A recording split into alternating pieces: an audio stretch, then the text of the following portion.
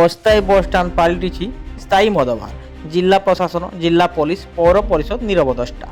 ସୁବର୍ଣ୍ଣପୁରରେ ନୂତନ ବସ୍ଷ୍ଟାଣ୍ଡ ଦାବି ପୂରଣ ପରେ ସୋନପୁର ମଝିପଡ଼ାସ୍ଥିତ ହାତୀଶାଲ ପାଖରେ ଅସ୍ଥାୟୀ ବସ୍ଷ୍ଟାଣ୍ଡ ହୋଇ ବସ୍ ଚଳାଚଳ ଆରମ୍ଭ ହୋଇଯାଇଛି। ଆଗକୁ ପ୍ରଚଣ୍ଡ ଗ୍ରୀଷ୍ମ ପ୍ରବାହ, ମାତ୍ର ଜିଲ୍ଲା ପ୍ରଶାସନ, ପୌର ପରିଷଦ କିମ୍ବା ବେସରକାରୀ ଘରୋଇ ବସ୍ ମାଲିକ ସଂଘ ପାଣି ଟୋପାଏ ବ୍ୟବସ୍ଥା କରିବା ପାଇଁ ସମର୍ଥ ହେଲେନି।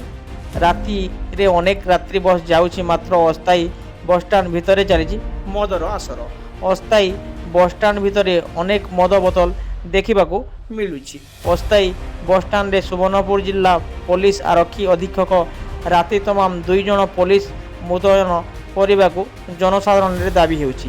ଦିନେ ଦିନେ ପୌର ପରିଷଦ ସଫେଇ କରୁନଥିବା ମଧ୍ୟ ସୂଚନା ମିଳୁଛି।